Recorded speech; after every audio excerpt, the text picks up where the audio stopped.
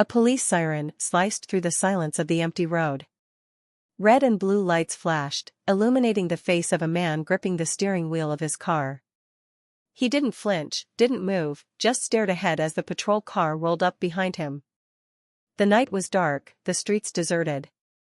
A routine traffic stop? Maybe. But something in the officer's stance, the way he stalked toward the car with a hand resting on his holster, suggested otherwise. The driver rolled down his window. His voice was calm. "Is there a problem, officer?" The cop, a burly man with a sharp gaze, smirked. He didn't answer immediately. Instead, he let his flashlight beam trail across the driver's face, over his hands, down to the dashboard. "License and registration," the cop finally said, his tone clipped. The man moved slowly, methodically. No sudden movements. He had done this dance before, knew exactly how it went. As he reached for his wallet, the officer's hand tightened around his holster. "Careful now," the cop warned, his voice dripping with suspicion. The driver paused, meeting the officer's gaze. His fingers brushed against something in his pocket. Not a weapon. Something far more powerful. But he wasn't ready to use it yet. "Sir," the man said evenly, "I'm just reaching for my license." The cop exhaled loudly, still watching. Still waiting. The silence stretched, thick with unspoken tension. Then, as if he had been waiting for an excuse, the cop barked, "Step out of the vehicle." The man blinked. "For what reason?" "Step out. Now." He didn't argue. He knew how these situations played out. Arguing would lead to escalation, and escalation? That could be deadly. As he opened the door and stood, the officer shoved him against the car. A rough hand grabbed his wrist. A second later, cold steel snapped around it. "Handcuffs." "For what charge?" he asked again, voice still calm. "You look like trouble." The cop grinned. "Resisting will only make it worse." The driver inhaled slowly. He wasn't surprised. But he wasn't worried either. Because this officer had just made the biggest mistake of his life. And soon, he would find out exactly who he was dealing with. The officer tightened his grip on the cuffs, yanking the man's wrists behind his back with unnecessary force. The metal bit into his skin, but he didn't react. Instead, he watched. He studied every move, every word, committing it all to memory. "You seem awfully calm," the cop muttered, pushing him toward the hood of the car. The man didn't respond. His eyes flickered toward the officer's body cam. The small red light? It wasn't on. Of course not. The cop smirked. "You fit the description of someone we're looking for." "Description of who?" The officer ignored the question. "Got any weapons? Drugs?" He patted him down roughly, making a show of it. "I don't consent to a search," the man said, his voice even. The cop chuckled. "Yeah? Well, I don't need consent when you're already in cuffs." A second patrol car pulled up, its headlights cutting through the darkness. Another officer stepped out, younger, uncertain. He paused mid-step, eyes narrowing as he took in the scene. "What's going on?" the younger officer asked, approaching. "Routine stop," the older cop said. This guy was acting suspicious. The man raised an eyebrow, but said nothing. The younger officer hesitated. "He resisting?" "Nah, but he was slow getting his license." "Acting nervous." The younger cop glanced at the suspect. He didn't look nervous. He looked calm. Too calm. Something was off. The older cop turned back to the suspect and pressed him harder against the car. "You got a name?" A slow smile tugged at the man's lips. He shifted slightly, just enough to face the younger officer. Then, in a quiet, controlled voice, he said something that made the younger cop freeze. It was just a few words. Simple. Casual. But the effect was instant. The younger officer's face drained of color. His breath caught in his throat. His posture stiffened.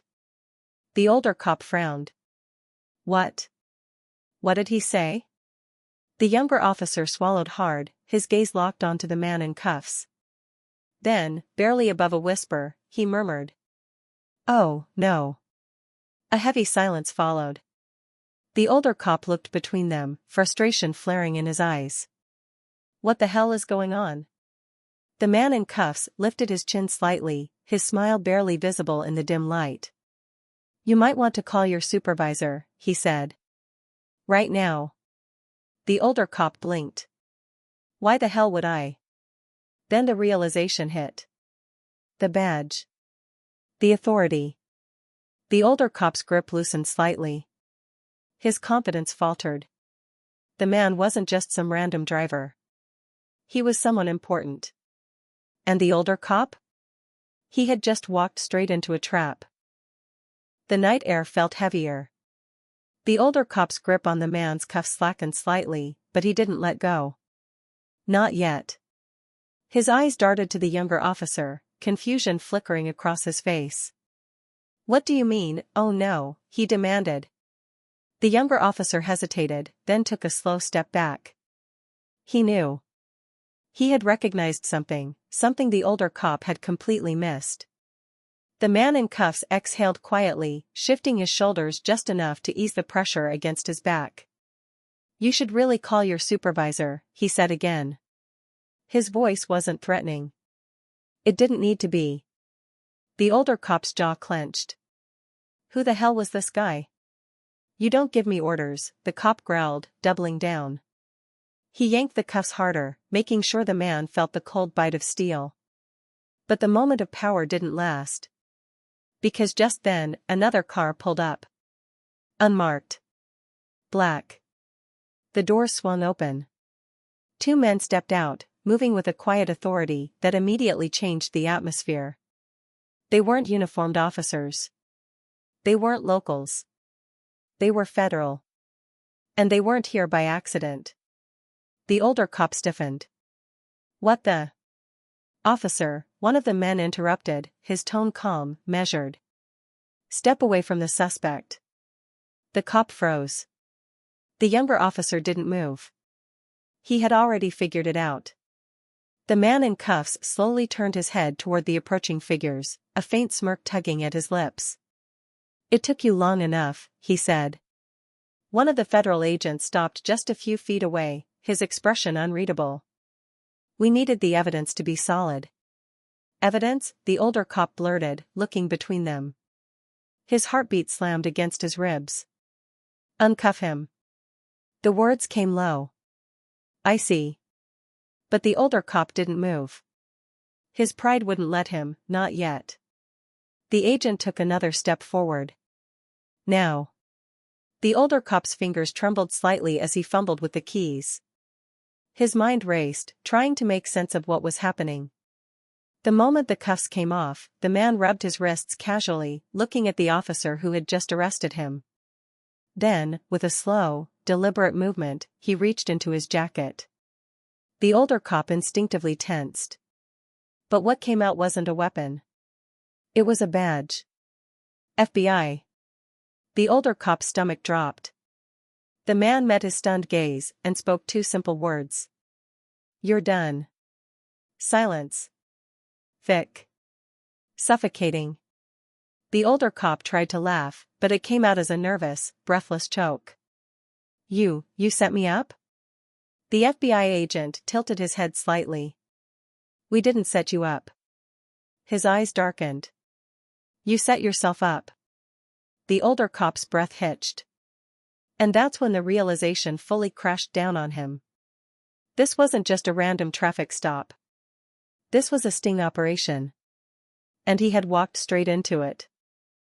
The older cop staggered back as if the wind had been knocked out of him. His pulse pounded in his ears, drowning out the sounds of the quiet street. This can't be happening. His grip on his belt tightened, his mind racing for a way out. But there wasn't one. The younger officer took another careful step back, keeping his hands where everyone could see them. He had already realized what was happening, and he wanted no part of it. The FBI agent held his badge steady, his gaze locked onto the disgraced cop. "You have two options," he said, his voice calm, almost clinical. "You can cooperate and make this easier for yourself." "Or what?" the cop spat. He knew the answer, but the panic inside him made him reckless. "You got nothing on me. This is harassment." The agent didn't flinch. "We have everything on you." A new sound broke through the night, the clicking of a body camera turning on. The younger officer. He had just started recording. The older cop whipped around. "What the hell do you think you're doing?" The younger officer didn't lower the camera. His fingers clenched around the device, but his expression was steady. "I'm doing what I should have done a long time ago," he said. The older cop's breath came faster, uneven. His world was crumbling around him, and for the first time in years, he was the one under the spotlight. The FBI agent stepped forward. "You've been under investigation for months." "That's a damn lie." The agent cut him off. "Illegal searches. Excessive force. Targeting people based on race. Does any of this sound familiar?" The older cop's hands clenched into fists. "You think you're gonna make me some kind of example?" he sneered. The agent didn't answer right away. Then, slowly, he pulled a small, black device from his pocket. A recording. A voice played. A familiar one. The older cops. "These people think they can walk around like they own the place. I make sure they remember who's in charge." His own words stabbed through him. The recording continued, his voice caught on tape, boasting about how he handled certain traffic stops. Laughing about the ones who tried to stand up for themselves. The evidence was damning. Unmistakable. The older cop's face drained of color. He hadn't known he was being recorded. "You were saying?" the FBI agent asked. The older cop didn't move. He couldn't. For the first time in his life, he was the one with no control. The younger officer finally spoke, his voice firm. "You're done." And for the first time, the older cop knew, it was true.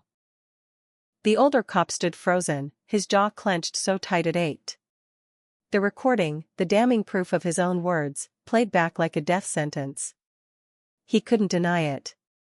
Couldn't spin it. Couldn't talk his way out of this one. The younger officer kept the body cam rolling, his expression unreadable, but firm. The FBI agent never broke eye contact. He had seen this before, men who thought they were untouchable, only to crumble under the weight of their own actions. The older cop swallowed hard. You set me up." The agent remained still. "We didn't set you up. We just let you be yourself." Those words landed like a punch to the gut. His breathing turned shallow, frantic. His eyes darted to the patrol cars, the silent, unmarked black vehicle, the body cam blinking red, still recording. He was trapped. And then, the rage hit. "You think you're a damn hero?" he snarled, turning on the younger officer. "You think you're better than me?" The younger cop didn't flinch. "You think I don't know how this works?" the older cop spat. "This whole department, it protects its own. You think some fed's gonna come in here and tear it all down?" He laughed bitterly, but there was an edge of desperation in it. "You're dreaming, kid." The FBI agent finally spoke. "That's where you're wrong." And with one motion, he pulled a folded document from his jacket pocket. The older cop's stomach dropped. He recognized that type of paperwork. It wasn't just an arrest order. It was a federal investigation notice. The agent unfolded it slowly, deliberately. "This isn't just about you," he said.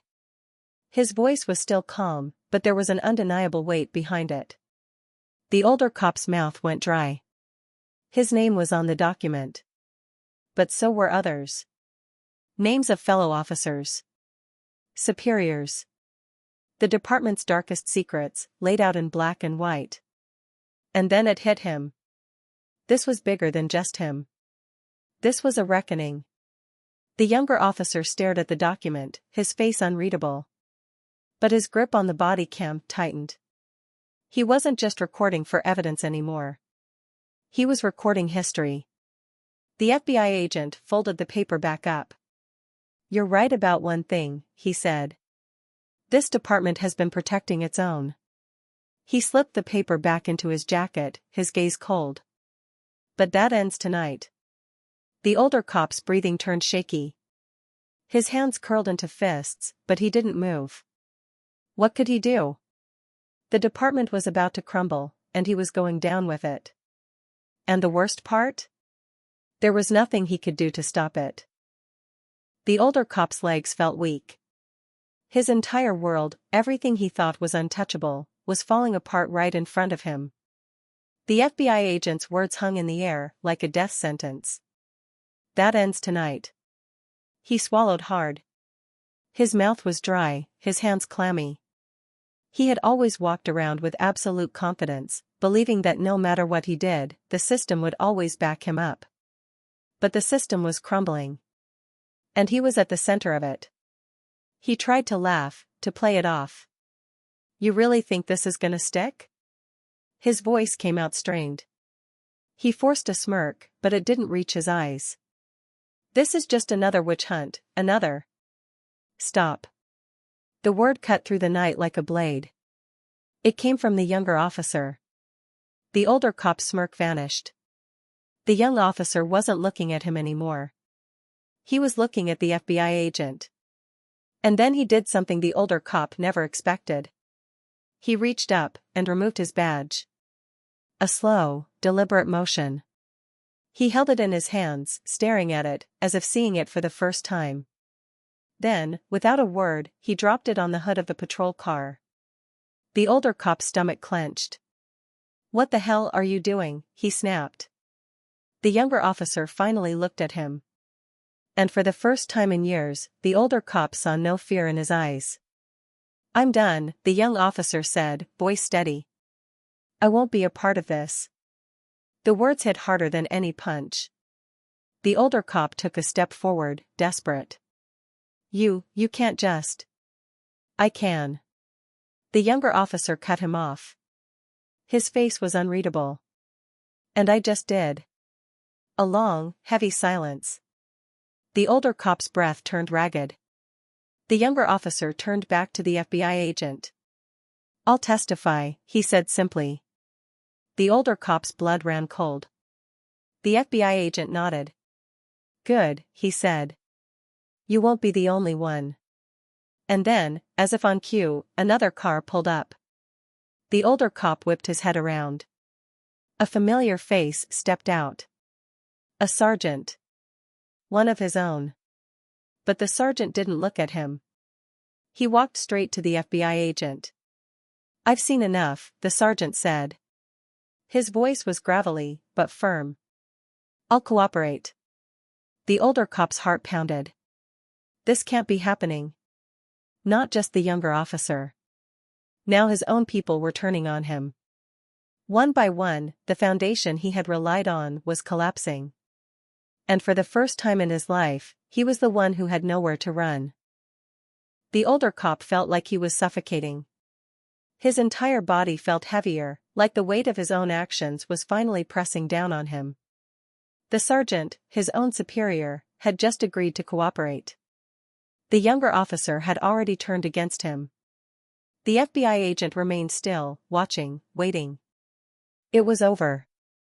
He knew it. And yet, he still couldn't accept it. "This is a joke," the older cop muttered, shaking his head. "This is all political." He turned to the sergeant, his voice rising. "You're gonna believe these feds over me? Over your own men?" The sergeant's face was unreadable, but his eyes were tired. "We're not supposed to have our own men," he said. "We were supposed to protect and serve. But you? You became something else." The older cop's breath hitched. The sergeant turned to the FBI agent. "I have files. More than you think. Internal reports that were ignored. Complaints that were buried." He exhaled. It's time they see the light of day. The older cop staggered back. His world was caving in from all sides. This wasn't just about a single traffic stop. This was about everything. The department. The corruption. The lies.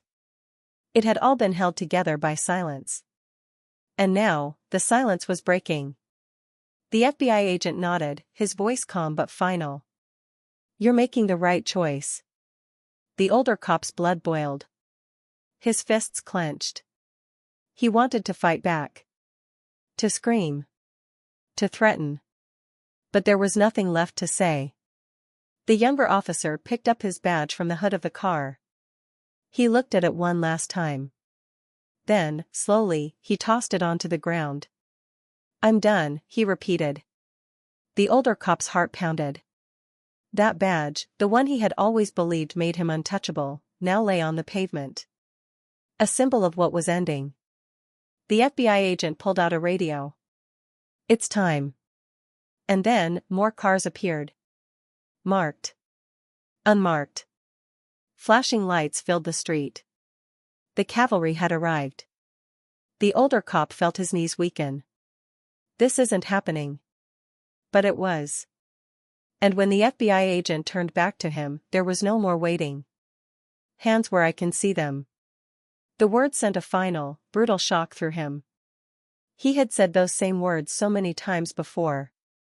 Now? Now, they were being said to him. Slowly, shaking, he raised his hands. And for the first time in his life, he was the one being arrested. The cuffs snapped around his wrists. Cold. Unforgiving. Just like the ones he had used on so many others. He was dragged toward one of the black SUVs. His own squad car stood in the background, silent. Powerless. The younger officer, the sergeant, the feds, they all watched. Not one person defended him. And as the door slammed shut behind him, a cold realization hit. He was alone. The SUV door slammed shut, sealing the older cop inside. The cold steel of the handcuffs dug into his wrists as he sat rigidly, his mind racing. This wasn't supposed to happen. For years, he had walked these streets with power, with authority. He had controlled every situation, every encounter. And now? Now, he was the one in the back seat. Through the tinted glass, he could see the younger officer and the sergeant still standing outside. Their faces were stoic, unreadable. No sympathy. No regret. Because they had seen the truth. And so had the world. The FBI agent took his time approaching the vehicle. He moved with certainty, control, the same way the older cop used to when making an arrest. The irony was suffocating. The agent opened the door and leaned in slightly, speaking in a voice that was low and firm. "You always thought you were untouchable." The older cop's jaw clenched. He refused to look at him. "But here's the thing," the agent continued. "Power doesn't come from a badge. It comes from what you do when you have it." The word stung. Because deep down, he knew. The FBI agent pulled out a folder. The older cop's stomach tightened. Inside were documents, case files, statements, things he thought had been buried. But the worst part? At the top of the pile was a list of names. Names of officers. Names of superiors. Names of people who were about to turn on him. He felt the air drain from his lungs. The agent gave him a long, steady look. "Do you know what happens next?" The older cop swallowed hard. The agent leaned in slightly. "They're going to cut you loose." A cold chill ran down the older cop's spine. He had spent years in the system. He knew how it worked. And now? Now, he was on the wrong side of it. The department, the one he believed would always protect him, was about to throw him away. To save itself. "You have one choice," the agent said. "You can go down alone." He let the weight of the words sink in. "Or you can take them down with you." The older cop's throat tightened. Because the truth was suffocating. For the first time, he wasn't in control. The agent straightened, his face unreadable. "We'll talk soon."